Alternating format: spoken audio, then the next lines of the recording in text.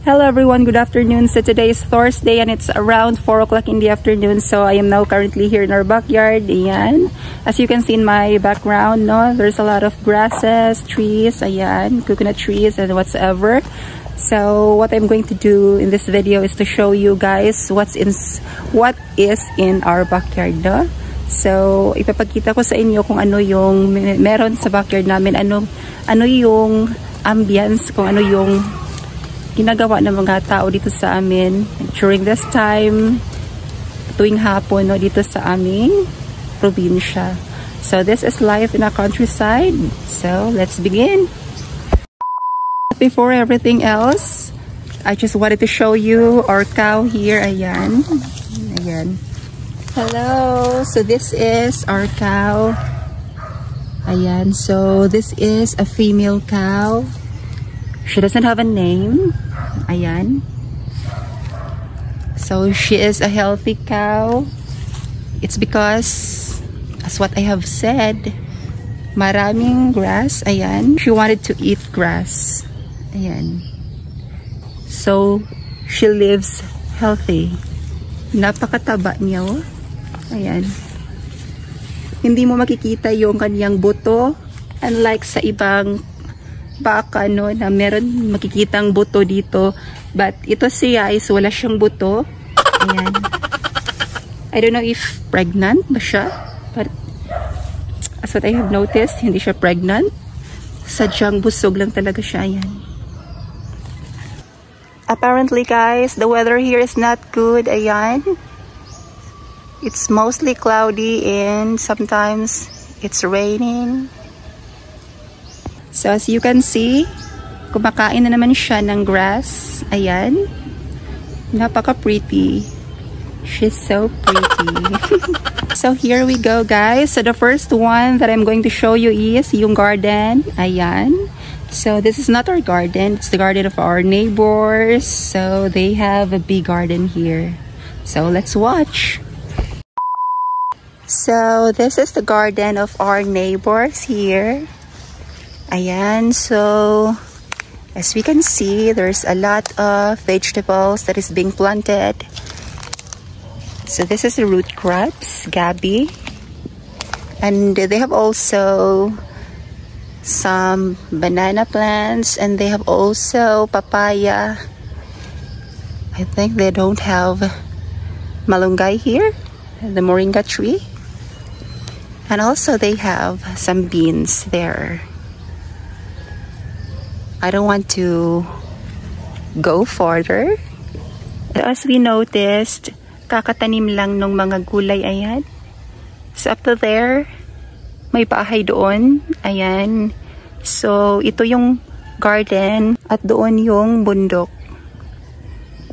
Ayan. So yung kanilang mga gulay is kakatanim lang, and how sad that I saw this. I think it's squash. Parang squash ito. And parang namamatay siya. I don't know. So, this is the garden of our neighbors. Ayan. Sumang lawak ng kanilang garden. Ayan guys, punta naman tayo dito sa mga gabi. Ayan. So dito, yung mga gabi tinanim. I think someone is burning some woods here. Ayan, may mga bakas ng mga sunog. So, guys, here we go. So, ito yung mga gabi. Ayan. This is the gabi plants here. Sobrang dami. So, ayan, may tubig siya, diba? Ayan, may tubig siya. From there up to there. So ayan, sobrang daming gabi. So ayan guys, my father got cow already because I think it's 5 o'clock in the afternoon. So tuwing hapon kinukuha siya ng papa ko. Ayan, kinuha na niya yung baka. Ayan. So that's the scenario here during this time. Look at guys, kung gaano kabait yung mga tao dito, ayan. So, yung mga firewood is kinuha nila. Yung mga leaves ng coconut tree, pinag-dried nila dito at saka nilagay nila dito para gawing panggatong. Ayan, ito yung mga firewood. Ito yung mga ginawang firewood dito sa probinsya. Lalong-lalo na yung mga tao na walang gas stove or mga electric cooker. So, ito yung ginagamit namin. Ayan. Sa mga dirty kitchen. So, this one, it really helps when we're cooking. So, that's it. So, these are the firewoods.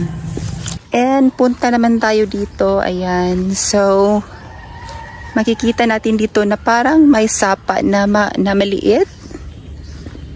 Ayan. So, there you go. Oh, wow. So, ito yung maliit na pond. May mga isda dito. Ayan. So, hindi sila nagpapakita, obviously, because they are wild fish. Hindi siya yung mga isda na nasa makikita natin sa mga aquarium, mga ganyan. So, they are wild fish. So, hindi sila magpapakita.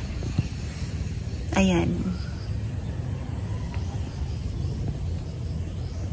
So, there, as you can see, may bahay doon. So, yung kapitbahay namin. And also, may mga bahay din doon. Nasa malayo, hindi siya makita. So, may daan dito. Dito ka dadaan. Ayan. Papunta doon sa mga kapitbahay sa kabila. Ayan. So, may mga baka din dito. May mga cow din dito. Mga cow na pagmamayari ng kapitbahay namin. Ayan. Actually, hindi naman gaanong makapitbahay talaga kasi medyo malayo na, no? Medyo madistansya na siya. So, ito yung daanan papunta doon. Ayan. Sobrang tahimik. At dito, guys, is makikita natin yung sapa na ano bang tawag sa inyo sa ganito? Dito tawag sa amin dito is sapa na maliit. Ayan. So, may tubig siya and hanggang doon ito. Doon. Up to here. So, ayan. May sapa siya dito. But sad to say that during summer is nahubas yung sapa, no? Nagiging dry siya. Wala siyang tubig. It's because of the summer. Before, when we encountered the El Nino, wala tong tubig. Ayan. So, during El Nino is natutuyo tong sapa na to. Wala siyang tubig during El Nino. And now that it's already La Nina, so may tubig na siya. Ayan. Bumalik na yung kanyang tubig. So, now I'm currently walking here. So, itong dinadaanan ko is ito yung daan na papunta sa mga kapitbahay namin doon. Ayan. Yung makikita natin yung blue na bakod. Yan yung mga kapitbahay namin doon. And ito yung garden ng aming kapitbahay. Pero hindi siya pwedeng lapitan kasi may bakod siya. Bawal siyang puntahan ng walang permission, no, sa may-ari. So, hanggang dito lang tayo. Tingnan lang natin kung ano yung kanilang mga tanim. That, as you can see, na parang may mga palay. And also gabi and some other vegetables like kangkong. So, ayan. So, hanggang dito lang tayo kasi hindi pwedeng pumasok doon. Wala kasi yung may-ari kaya hindi tayo pwedeng pumasok. Wala tayong permission. Ayan. So, baka makapagalitan tayo. So, we should avoid it. So, I am now here, guys, sa Manukan. Ayan. So, ito yung Manukan dito nga side. Itong Manukan na to is pagmamayari to ng kapatid ko. Ayan.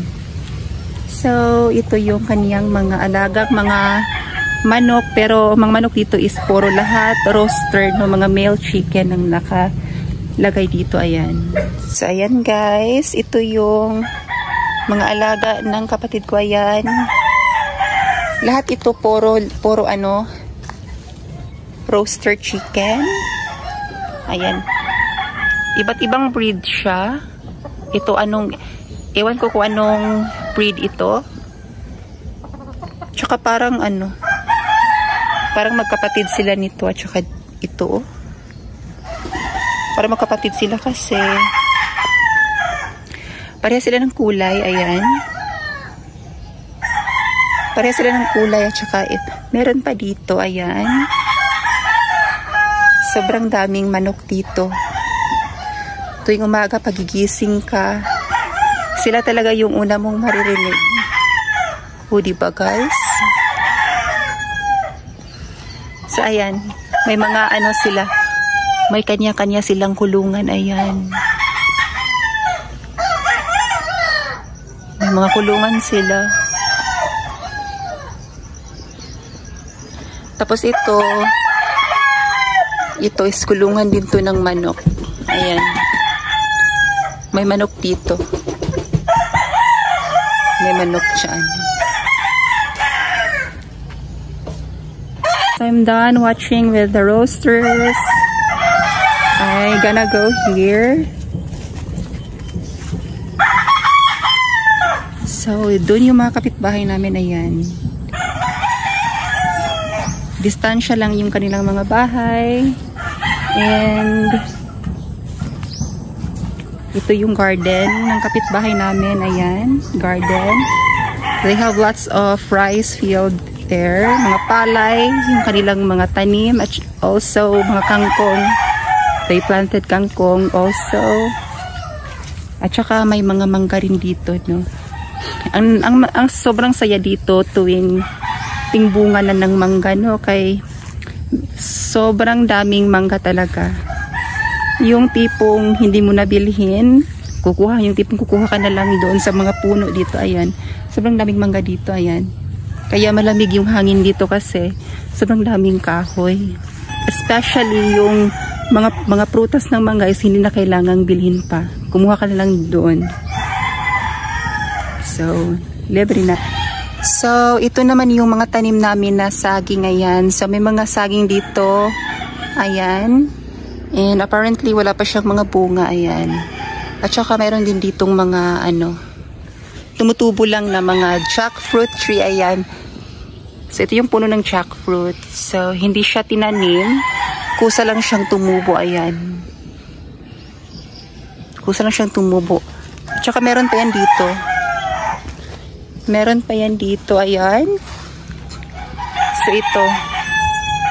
May bunga na to siya before. Kinuha lang. Kinuha na siya. Sobrang tamis ng bunga nito, ayan. So, itong mga jackfruit na to is hindi to siya intentionally na tinanim. Kusa lang siyang tumubo. Ayan. So, may mga jackfruit dito at saka meron pa yan dito, ayan. Oh, may jackfruit pa rin dito, ayan. And also here. So, marami siya, guys. Hindi siya tinanim. Tapos, may nakita ko ritong puno, ayan. So, ito yung puno ng avocado, ayan. So, this is an avocado tree, ayan. So, ito yung avocado, ayan. So, tumubo lang siya dito, ayan. Hindi rin siya intentionally na tinanim. Kusa lang siya tumutubo doon, ayan. So, yan yung avocado tree. So, ito guys, ito yung bundok, ayan. Before, nung summer is namamatay yung mga halaman dito. Namamatay, kaya pwede siyang daanan papunta doon sa top. Sa kanyang pinaka-peak. But now is wala na siyang madadaanan kasi wala na yung daan dito kasi may mga na. Puro na siya damo. Ayan. So ito yung bundok papunta doon. So that's it guys because parang umuulan na siya. So I have to go home. So that's it. Thank you for watching. See you in my next video. Bye-bye.